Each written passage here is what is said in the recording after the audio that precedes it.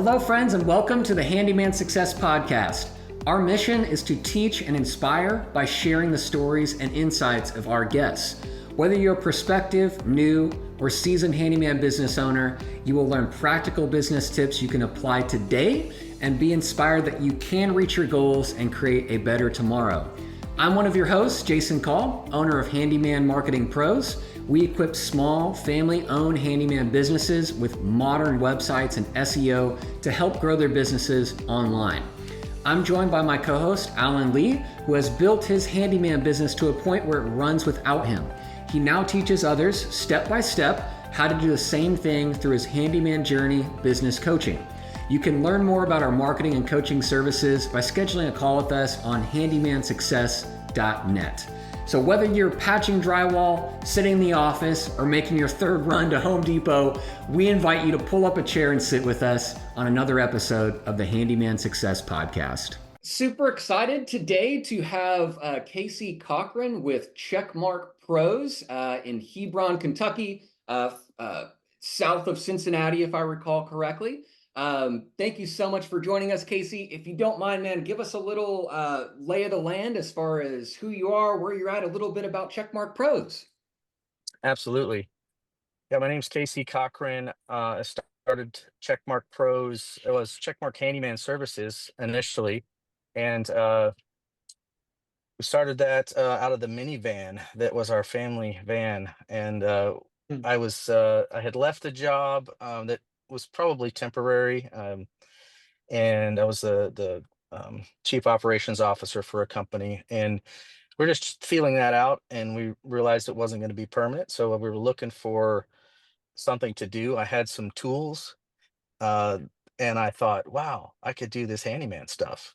And it was about that time that I started watching Alan on his videos, and I said, you know what, this is something that I could do. I've got some tools, which cracks me up now because the amount of tools I have now are a whole lot different, but we made it work. And so yeah, I even my minivan, I even created a wooden platform in the minivan so I could put 4x8 sheets, and the sheets would go up over my head as I was driving, so so that I could get 4x8 sheets through. But yeah, the old Ford Windstar came through for us for the first year. Awesome. Um, Nice. I love how I feel like that should be a slogan for starting a handyman business. I've got some tools. Like look where you started with that. that's right. If you don't, I know you kind of shared a little bit there, but what's the story of like starting your business? Like, why did you start the handyman business? So what's the Yeah. story behind that? Yeah, when we hire new employees, one of the things that I tell them is that I did not get into business to start a handyman company. I actually got into business to start a customer service company, and our product is handyman services or whatever our product might be, because we've added cleaning services and we've added some other services throughout the years, tested those out. But what we sell is customer service. And my background was big box retail stores management. I had managed $100 million big box stores, kind of at the upper tier. So hiring and firing and managing and P&L, all that stuff was a part of what I knew. But about 2008, when that recession hit, the retail market really lost their customer service focus. They kind of became more operational, and it just proceeded on. And I became real frustrated that what some of the companies said they stood for customer service, still in the handyman or in the handbook for the company, but they didn't actually invest in it. They didn't actually do what they said their priorities were. So that really bothered me. And so when we were looking for a business to get started and decided that handyman was the only thing I could actually sell because I had tools, um, we we uh we just started out as we're just going to give people the very best customer service we can give them. And so from the start, a fantastic CRM. The first month or two, even I was in business, and people were saying, "Are you a franchise? Are you?" They immediately thought that we were this big, massive company, and obviously we weren't. But it's focusing on the things that everybody talks about. Alan has, and the books that we read and the podcasts that we listen to. Do these things, and you'll be successful. I did those things, and I believe it paid for itself. It really did. That's awesome. So when you first like made the transition, did you just quit your job and start full time, or was there like a period where you did this thing part time? I had already quit my job, and we you'll hear in this podcast, our faith is a huge part of this journey. So my wife and I, really, we took a weekend and just said, all right, Lord, these are the things that, if this is the direction we're going to go, these are the things that we would see. And so we just kind of set out and tested it. And my very first job was in November of 2018. We officially launched in 2019. My very first job, I painted somebody's foyer for $100. It took me 2 days, and Wow. I'm like, wow, this is not gonna pay the bills. But the the very next day, I posted it on Facebook. I got somebody reached out to me and said, "Hey, that looks fantastic," and then it just steamrolled from there. So, no, I went full committed out. There was no testing ground. It just was, here's where we are. Aside from, I was always willing to say, okay, if this isn't paying the bills and I can't support my family, then we'll go back to retail. We'll go. That Mhm. would be easy. I can go start at the bottom and work my way up or whatever. But thankfully, we never had to do that. So that's how we got Uh, started. that's awesome. I think we all have those stories of like painting the foyer for $100. Like I've Right. done jobs. I look back at them now. I'm like, what was I thinking, right? But they're Right. they're jobs that got our foot in the door, and That's right. it's kind of crazy. So if you could go back to that time, like, would you have done anything different, or is there anything that you wish you would have known at that time that you know now that you didn't know then? Probably charge a little bit more for the foyer painting, but that's another thing. Yeah. Right. No, I think I learned. I don't think I would change anything. If I were to do this, I guess if I were to do this again, um, I hear this a lot in some of the podcasts and stuff that, people say, "Hey, you need to have this much money saved up if you're going to start your company so that you can support that." None of that did I have, right? Yeah. Um, Ideally, that would be a great formula, but I don't think many of us come from that world where, somehow we're really successful in the business industry and we've got money in the bank and all these different things. And uh, then you, you're able to live off of your savings for a year. I don't think any of us come from that world. So it's great advice. I totally agree with it 100%, but I don't think it's practical. I don't think it weighs out that way. Yeah, I agree. I agree. Like that's one thing I would have wished that I had when I first started my business was like some sort of cash reserves, but that it just wasn't there. It wasn't in the cards. No. So you Mm-mm. kind of gotta play the hand that you're dealt. And I think oftentimes it's just, I think one thing that a lot of handyman have in common is we just know how to like get to work and get stuff done. Right. And so that's kind of what you just gotta do. You just gotta do it Yeah. and then figure it out as you go. Right. Sure, Yeah. that's why a couple common transition in that period is, they do it part-time, like on the evenings, weekends, until they've got enough traction. And I know Hmm. PJP Handyman, hey Paul, if you're out there, it was our first episode. He said when I'm booked out, like I forget what it was, 2 or 3 months, he's gonna make that commitment.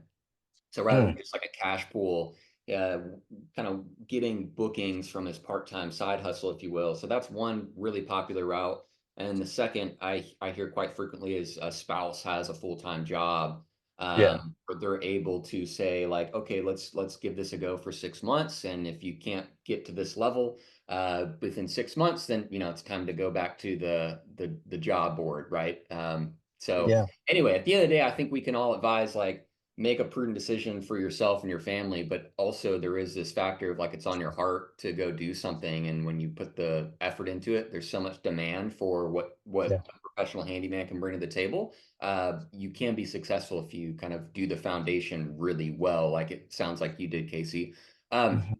So transition before we get into the specifics of the business, certainly want to hear about your kind of like traveling and what you do with like your ministry work on top of the handyman business. If you Right. don't mind, give us a little snapshot of like the team. You mentioned starting officially in 2019, but any kind of like revenue numbers that you're okay sharing with us as far as just giving our audience a snapshot of kind of the the general size and the team makeup of Checkmark Pros, since it is Right. you're not in the field yourself. Yeah, absolutely. We started out, as I said, I didn't start out to be the handyman, so I was immediately looking for the person to replace me. And amazingly, that took place right at the start of the pandemic in 2020. A good friend of mine from church, um, we lived life together. He had been working for a company for 15 years, driving a truck. And he'd been kind of passed over for a couple of jobs within that company. And I had always teased with him. I'm always that, in this business, you have to always be looking for that next person. You have to always be hiring, and you always have to just wait for that right person. And sometimes you have to massage that relationship a little bit and plant seeds. So, um, my current handyman manager, Brian, um, he was working at this job, and I had toyed with him. I said, "Yeah, you need to come work for me. You're real handy. Just come work for me." And one day he says, "So how much are we talking?" And so we talked what type of pay that we could do, and it worked out for him, it worked out for us, and we we met, and then all these rumors of everything shutting down. And I said, "Brian, do you really want to quit your job at 15 years right now? Like, I've got 2 weeks of work on the calendar, and that's it. I've got deposits for those. Um, I don't know if they'll cancel on us." He's like, "No, we feel like this is the right thing to do." And that's just a part of, our faith and prayer, just knowing like this is the direction we can go. And um, so we hired him. Uh, he had to turn his 2 weeks in. So the 2 weeks of work I had on the calendar were those 2 weeks he was off. I'm like, well, we got nothing after that, but let's go. And then it's just been great ever since. When Wow. I hired him. We came to Kentucky for a job, and I'm not a big fan of the weather here. I'm a kind of a West Coast guy, so or at least mountain person. So I told him, said, "Man, we're making plans in our life to actually move back to Colorado. So I'm going to hire you, and someday I'm going to make you the manager, and I'm leaving." And so he was good with that, and we, from day one, kind of geared the company towards that. And things changed a little bit in that regards. We thought we were going to move back to Colorado, but what we were being I see us being prepared for was that. Sadly, in our family, we had a bunch of death and disease kind of hit Mm, all at once. Somebody in Alabama, an instant widow with teenage kids. mm, Somebody in Texas with an instant widow. Somebody in Houston that husband was diagnosed with a real severe life-altering change, and then somebody in Colorado also diagnosed. So we just felt like, man, we can't stay where we're at. We need to help. We need to be with our family in this time frame. And we had already the company had already been into a place to where we could leave. So we said, let's not go build a home in Colorado. Let's sell our house, get a fifth wheel. And so we just travel around those cities and move around throughout the year, kind of following nicer weather. We mm. spend the summer in Colorado and we spend the winter in Houston. So, but we come back once a year, sometimes twice a year to our company here in Kentucky, and we just pour a whole lot of love. We have our company picnic, and we have our training, and I take them out to lunch, and we just love on them while we're here one time a year, sometimes twice a year. And so to answer the question, so we have Brian, who started the company as and became the handyman manager. We have a handyman lead, great young man that I met through the organization Trail Life, which is a scouting Okay. organization. And we have a handyman helper. And this young man is phenomenal, and he has become our social media person. He's got a Hmm. background in video stuff. So we've really grown this year and adding YouTube videos and shorts and stuff. So that's been a huge addition. Then we have our cleaning team, which was managed by my wife. She got it off the ground. And then we've got 2 team members that do our cleaning for us. And then I recently added a project manager for managing the remodel side of our business. And that's a huge component. Every single person that listens to this podcast will understand this. If you're a handyman business and you end up getting remodels because, hey, that's where the money is. That's where you can really increase your sales. Um, you lose traction on the handyman business. You're stuck on Hmm. a remodel, and it's great. But if somebody calls and says, "Hey, I need a ceiling fan," you can't always work that in. And to tell them, it's going to be 4 weeks before I can put a ceiling fan in, that's not gonna survive your handyman. So it's been real important for us to split that. And so we now have a project manager to handle the remodel side of the business, and we're working with subcontractors, and then we hire our handyman team to do those certain things in the remodel. But then we kind of leave the handyman team alone so that Hmm. they can do what they need to do, and manage that.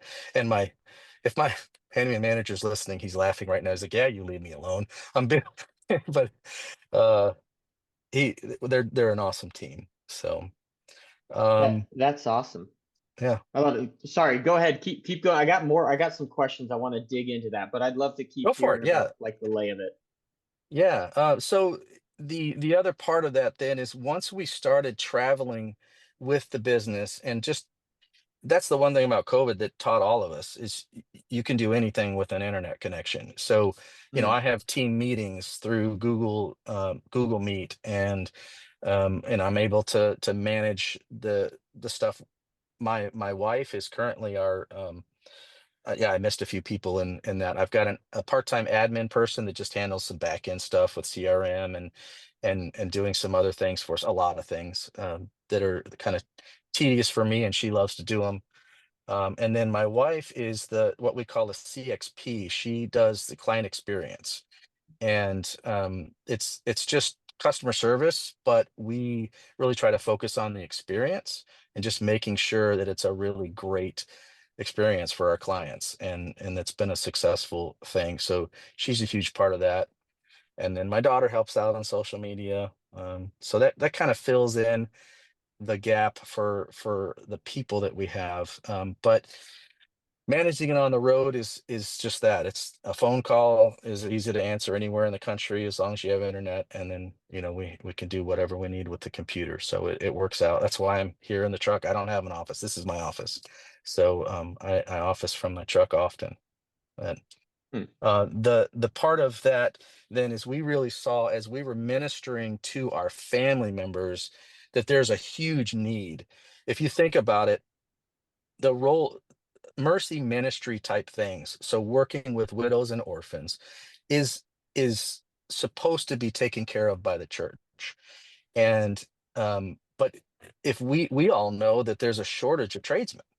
There's just not that many of us out there. It's growing, thankfully, but there's a shortage. So to say that a church even has the resources within its to go and do the type of work that we do, it just doesn't exist. So our ministry is Next Step Restoration Ministry. You can find that on YouTube, and we started it out as just a branch of our company, Checkmark Pros, just doing that type of work on the side. But now we're pursuing nonprofit because it's growing and we're seeing the need. I have a goal in the future to create a network of handymen that maybe you're not, maybe you don't have the same faith as me, and that's okay, but you have the heart to help people. And so I want to pair a donor, somebody who is willing to support a widow with like a monthly fee, that then that fee can actually go to a handyman so he can get paid. Because to Hmm. get on somebody's calendar is really hard when they're eh, all of us are trying to manage a business. We're working 60, 70, 80 hours a week. So that little extra time that we would have to go help somebody, it just doesn't exist. So I just want to say, look, we need a donor to pay, let's say a monthly, to go in and help a widow once a month, and then pair them with a church, just so there's some kind of accountability and some background type thing. So a handyman goes in, say with a deacon, and they go to a widow, and once a month they go in and just do the odd jobs around the house that need to be done. And that handyman is able to be paid. It's Hmm. important. We've run into people out there who are willing to help their mom who lives across the country. They want to do that, but sometimes mom actually gets in the way and says, "No, no, no, I don't want you paying for this." And then, but that what that equates to is there's no one there to help her. Now, Hmm. what I think would happen with that network is I think the handyman would realize how amazing it is to do this type of work. And now maybe they can just pass their donation on to somebody else, and we can grow that network as it grows. So definitely something I've been wanting to talk to Jason and Alan about. So you're hearing about it for the first time here, but I hope that we can build something like that. So Hmm. I see that is the real next step of our company and ministry. Okay, Man. you got some questions? What can I hit you with?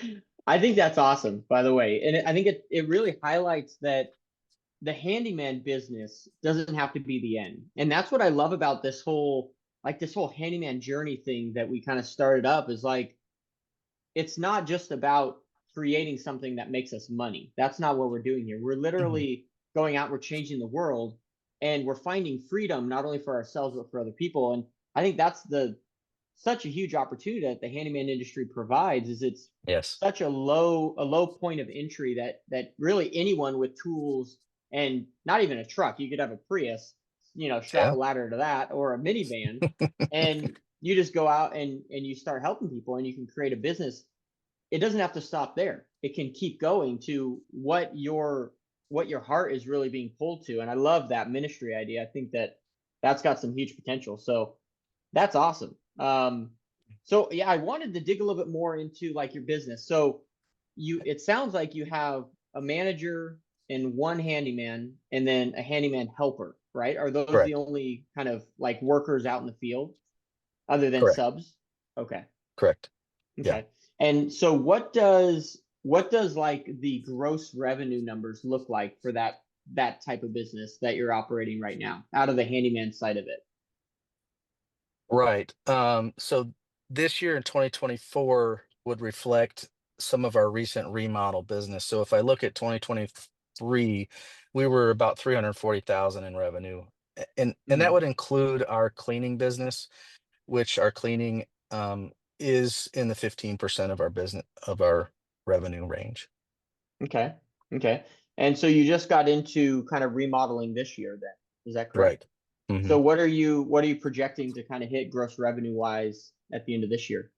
And we're currently at 425, Okay. and we've got a few receivables still to bring in this year on existing jobs. So I'm really hoping for 450 to 500. It would be amazing to break that 500 mark for sure. This is Okay. the end of our fifth year, and I think that would be amazing. Yeah, that's awesome. And so the manager, the guy that managed it, he's currently out in the field every day too. Um, Right now he is. We Mhm. tried. I've got it scheduled on the calendar that he has about 4 hours on Monday and 4 hours on Friday to do estimating, and then he's got a half an hour every morning in his calendar where he does some estimating and admin type things. So Mhm. I factor him at about um, 20 to 30 hours actual billable. Although we do try to charge for our estimates, not necessarily ahead of time, but we charge for them in the estimation process. And if we get the job, we get the job, and then we get um, his salary paid for on the estimate side of things. Okay. And And then go ahead.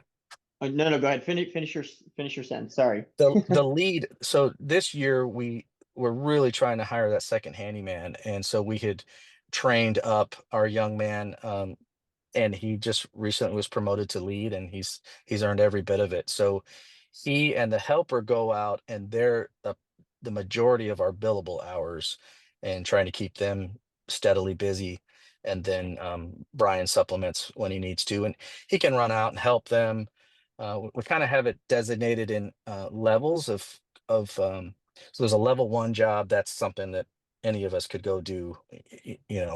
Level two job would just be the lead should be able to do it, but Brian is there if he needs to hop over and give him some advice or give him a call or whatever. We call that a level two job. A level three job, then the manager would need to be on site to be there to do that sort of work. So Okay. we look at the estimation process. Is this level one, two, or three? And then we kind of schedule what needs to be based off of that. Yeah, yeah, we do very similar to that. We have A technician, B technician, C technician, right? And a C Mhm. tech is like ceiling fans, light fixtures, something anyone can do. And then a B tech's a little bit more complicated stuff. And Yep. A tech is like an A tech can do everything, Yeah. basically tear a house down and rebuild it. So Right. that's awesome. That's awesome. Yeah. So how does and this is getting a little bit more into the weeds. I know that I'm kind of getting ahead of it a little bit, but what does it take to if you're comfortable talking about, what does it take to have someone like that in your business that's willing to completely run it without you? Like, do you have to give them a percentage of ownership? Do you or is it just strictly hourly rate? Or like, I don't know. And I don't know if you're willing to talk about this or not, because it's kind of getting into the fine details. But like, Yeah. what does that look like? And because that's pretty cool that you're able to do that. hmm So everybody on our team is hourly, Mm, and I would love to do some profit sharing down the road for sure. Some partnership type things that my team has absolutely earned it. There's no doubt about that. What they've mm, done.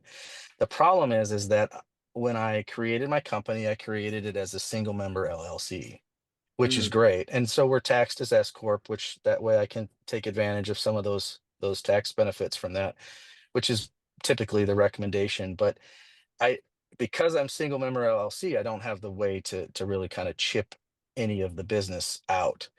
So um, we try to focus on providing a great work-life balance. So when I say they're hourly, that's been a real thing for me. I've avoided um, even though it's tempting sometimes to hire someone as a salary, I've just avoided that so that I'm accountable to their hours, right? mm, I don't want to get a lot of overtime, and I don't want them to have to work a lot of overtime. So as far as a job goes, we work Monday through Friday, 7:30 to 4:30, and we so it's a good work-life balance for them. I think that's one of the things that keeps them, satisfied in the role, but they have absolutely earned that, and it is something that I want to move towards to where I can um, make this bigger for everybody. mm, Cool. I think that work-life balance is certainly something that people kind of look at the dollars and the hourly rate and benefits, but like how you treat people and kind of the flexibility and freedom and love that you give to them as like a valued team member. There's so much there's great people that's what they want. That's what they value. So Yeah, um, kind of more logistical questions for you, Casey. I've got absolutely. a rapid fire one, if you will. I've got a couple stat questions here. Is firstly, like how booked out do you guys are? Is your kind of goal to keep your bookings? Mhm. And then secondary to that is like what are your most popular jobs? Like if you had to say your top 3 to 5 in demand handyman projects. Okay. So the booked out thing, I laughed. I kind of giggled, I guess, when you shared the person that you talked about who didn't want to make the transition until they were 2 to 3 months booked. Because as a handyman, if you're strictly handyman, and as a company, we started out as the small project company. We were the supplement for our area for contractors who didn't want anything to do with the small jobs. So we were able to get that niche of just small jobs. There's no way you can be 2 to 3 months booked out if that's the type of company you are.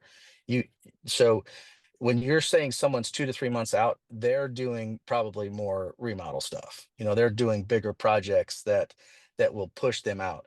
And maybe I'm wrong about that, but I just feel that's my experience is 2 to 3 weeks out is a real good sweet spot for a handyman company. 3 starts to push it because you're telling somebody, yeah, I'm sorry, I can't get to you for 4 weeks. Well, in this Amazon world, in Cincinnati area, if I get a spur, wild hair, and I want something, the Amazon center's here. It literally could be there that afternoon and delivered to my door. So that person's, for whatever reason, drove them to buy it and get it there that fast. They don't want to wait 3, 4 weeks to put it in. So Hmm. um, that's where hiring that second truck was so crucial for us is that we wanted to be more responsive. Um, so then uh, the sweet spot for handyman is that 2 week range. Um, the the remodel stuff, if you get 2 or 3 remodels, and we've got right now we have a basement, we just finished a bathroom, and we're finishing up a kitchen. That we're looking at right in December, I think right now is when we're kind of open for our next project. And we've got another basement that wants to start in January. So, um, that's when you start to see booked out and really have that a little more, okay, we can breathe because we know that the calendar's full. But this is the first time in the existence of my 5 years that I've ever said, wow, we actually have some stuff on the calendar. I used to joke, I said, we're always 2 weeks from bankruptcy. So and we've had times where it's Sunday afternoon and we have nothing on the calendar. And early in the early years, it happens occasionally, but we just, again, we start praying, and wow, all of a sudden now something happens on Monday, and now we're booked for Tuesday, and it just starts filling in, and it's that way. You are in. So for that guy that's out there, you are in control of the gas pedal. Get on Facebook, get on, um, if you don't have all the money to do the Google local services and all the SEO, make sure you have a great website. And that was huge for us when Jason took over our website. That was massive. It just gives you such legitimacy, and you just need to look good. And Jason, again, man, we continue to get compliments on our website. So people love it. And I'm not saying just our clients, I'm saying people who are in the industry of that type of thing, they compliment us on our website. So Hmm. that's a huge piece of it. But if you can get out and get jobs. I Very few times have we gone door to door, but you can do that, and I guarantee you can get a job. Call up your friends, email your friends, whatever. Just say, hey, we've got an opening, and you'll get jobs. You can do it. Facebook was huge for us to get started. Um, to kind of answer one of your question, what are the main things that we like to do? When I started out our company, the very thing that I felt worked well was to advertise dryer vent cleanings, because that's a public service announcement. It's not really an advertisement. When you tell somebody, did you know that on average 5,000, and these numbers are, people say different things, but when you really weigh it down, it's about 5,000 homes per year have a fire in them directly related to not cleaning their dryer vent.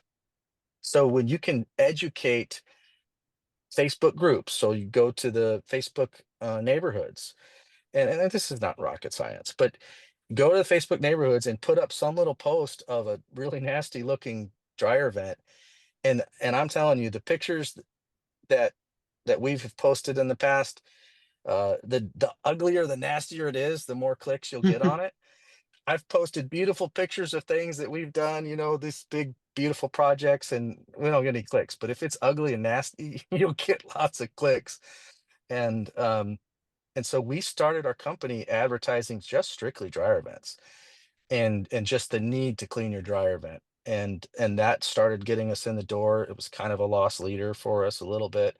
Um, but it that's a huge way to start. If you can find a way to um, give a public service announcement to people, they'll do it, because they just know that they need to do things like that. Awesome. Thanks for sharing that, What? Casey. I love your comment on like the ownership of of your marketing and getting jobs. Like there's so many channels out there that are immediately available that are free or Yeah. just require your time. And whenever you don't have bookings, then you have time. So Hmm. it's just a, it's a pretty simple economic equation. And also you kind of highlighted too, focusing on the fundamentals and just doing them really well. Like it doesn't have to be rocket science, like the Facebook community groups. Um, Something I want to call out before I ask a more specific question that Casey does really well is you mentioned dryer vent cleaning, remodeling, house cleaning, handyman services. I think that you do a good job at kind of specifically branding and communicating these like focus services. And ultimately, Hmm. they're all pretty, there's a lot of synergy in house cleaning and handyman services, especially when you Hmm. look at it through the lens of like that widow that they can't, do the house odd jobs and they have trouble keeping up with cleaning. It's just so comprehensive, but it's so well communicated. So I commend you for really bucketing those services. So I'd love to hear more. I know we got about 10 minutes here. Like if you don't mind kind of just walking through, you've kind of alluded to a handful of things, but what is like your most effective like marketing? Like where are most of your jobs coming from? Like any tips you'd have for someone on getting out there and getting jobs? And then two, like what are your top three handyman services that you guys are doing for folks? Yeah.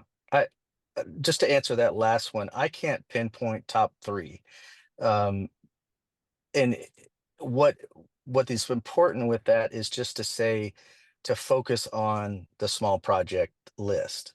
So the name of our company is Checkmark. We're checking off people's Hmm. to-do lists. So that's our marketing, is just to say, give us your to-do list and give us everything you got. And that's been helpful for us. We have a magnet. Instead of having cards, we actually have a magnet that is our card with a to-do list paper on it, and we just put that on every person's refrigerator. And so just, start to put down all your to-do list for us, and call us when you're ready. And this, if you bundle, it saves you more money, because we have fewer um, service charges to go out to somebody's home. So that's one thing. The There is no, I see this a lot. It's like, well, somebody's needing some business, and they'll post on the Facebook community, or their post on different places. What can I do to get business? Well, I don't believe there's one thing that is going to be the magic ticket. You have to do it all. You have to do it all. You have to do the SEO. You have to have the website. You have to have great reviews.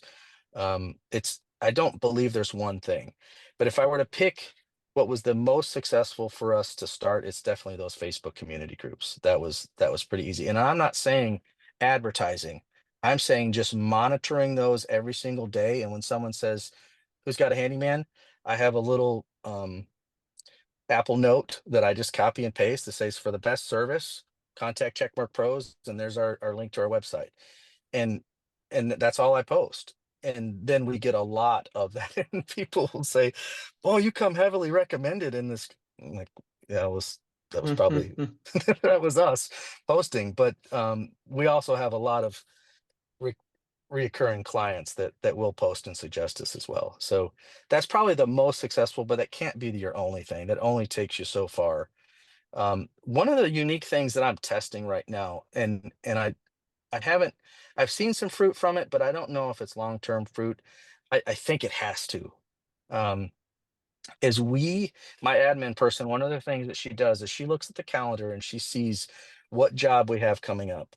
And she then we have a postcard that is pre-done with all of our services and stuff, and then it has like a $25 coupon for service off. And we send that to, like in the landscaping business, they call it a 5 around. So we send that to the 5 surrounding homes of an upcoming appointment, so that when our branding shows up and is parking in that driveway, they have that postcard and they come over and knock on the door and say, "Hey, can you give us an estimate?" That's the goal of that. Hmm, And then that's good. we leave a yard sign behind for 2 weeks, and we tell them, like, it's only be here 2 weeks. We'll have somebody come pick it up. And so just that security that they know this yard sign is not going to be there forever. So then we leave that sign back behind for somebody to call. So, it's like, okay, I saw the postcard, I saw the truck sitting in their driveway, I see the yard sign that's still sitting there, and I'm going to give these guys a call the next time I need something. We've been doing that about 4 to 5 months or so. And I will say we're getting more clients in the neighborhoods that we're already in. So it must be working, but I don't know how to gauge it other than just flat out asking somebody. And we haven't really been doing that. Hmm. I think that's smart. I think any way that, because they say it takes, 7 times, of someone seeing your business before they decide to buy from you. And so I think the more touches you can get with that person is smart. Like Yeah. we have countless people calling us all the time. Hey, I saw your truck at my neighbor's house this morning. Right? That's one touch. But like if you Yes. have multiple touches, like even I love the thing, and we do the same, is leave a yard sign when you leave the house. And then sometimes, depending on the circumstance situation, if you could plop a yard sign in on the exiting that community too, Hmm. like they saw you at at the neighbor's house, they see the yard sign there, they see the yard sign leaving their community. Like the more touches, the better as you can get. So I love that strategy. That's awesome. Yeah. That's great. So, what would you say is has been some of your biggest wins and your biggest losses in both the handyman business and your personal life, like throughout this journey? Hmm.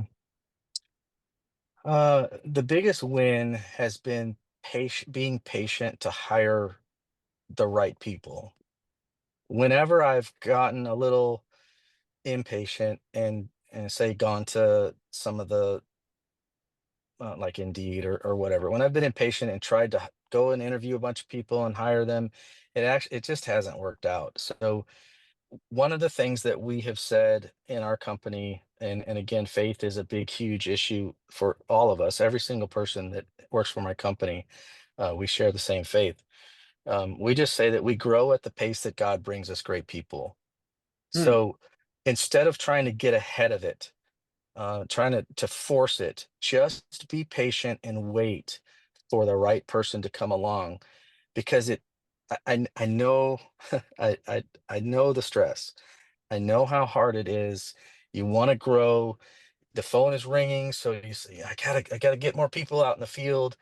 I think it's far better to have the right person in the position, even though that may sacrifice a few things.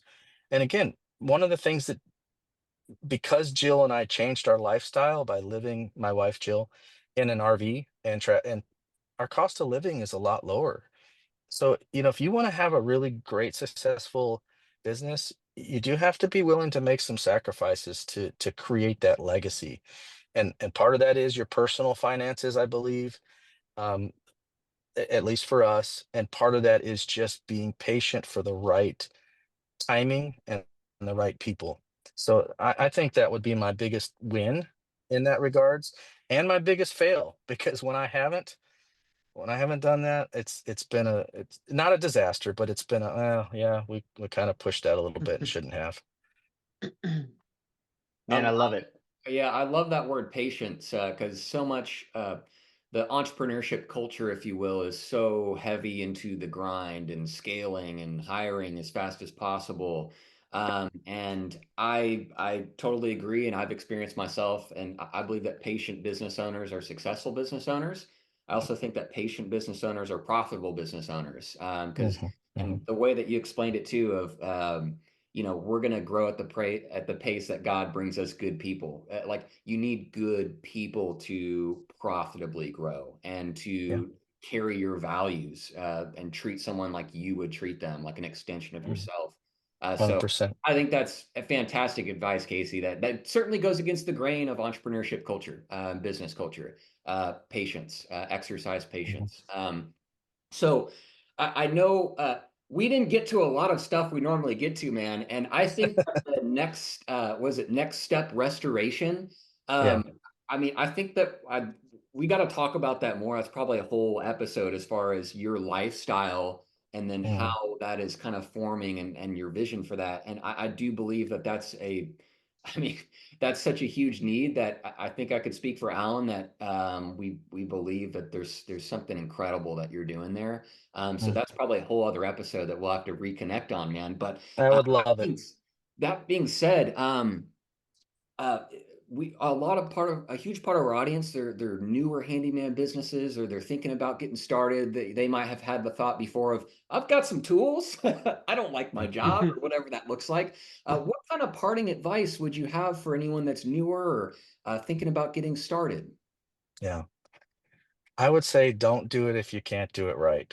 And right would be all of the advice that you receive through, Handyman Journey, through all the different books that are out there. And I guess I shouldn't say all of them. Um, don't do it if you can't do it right. Because you have to answer your phone, you have to focus on customer service. There's so many people that, we all laugh about the chuck in the truck. There's so many people out there that do that. But you have to provide a service that you can um, actually feel comfortable charging the right rate for. If you don't, if you don't provide the service that you can charge a higher rate for, then you are probably just that chuck in a truck. So you have to hit all the buttons. Find out what your um, I, one other thing. Be willing to move. I've seen a lot of guys say, "Well, I can't charge that in my area." Well, if you want to do this work, there you probably can actually. You can probably find a way to do that in the area that you're at. You just can't do it the way you think you need to do it. But you may have to move. We were very blessed that it turned out that we were in an area that would support having higher paying tradesmen in the home. So that was easy for me, and I'm grateful for just that providence, as you would say. But if you aren't, you may have to move. If that's Well, what you want to do. yeah, and I say that almost every day, or probably every day, is your ideal client wants to pay a premium rate for a premium service. Like, that is Yeah, the kind of client that you want to seek. So, really good advice, Casey. So thanks so much for kind of taking the time to be with us today. How can people find you if you want to share more, like Next Step Restoration on YouTube? yeah, Like, how can people find you, connect with you, if you like, are you open to having conversation about that restoration, the ministry? Don't absolutely. mind just kind of sharing how people can find you and learn about Right. that project you're working on. Right. Well, I think an easy place to go is just our website because we've got at least our Checkmark Pros YouTube linked from our website. So checkmarkpros.com, and go see Jason's team's handiwork. It's really amazing. And then you can link to our social media pages from Checkmark Pros. Then you can find the stuff that we've been doing with Next Step Restoration. But if you're really interested in that, and I would love for people to go see it because we've got some.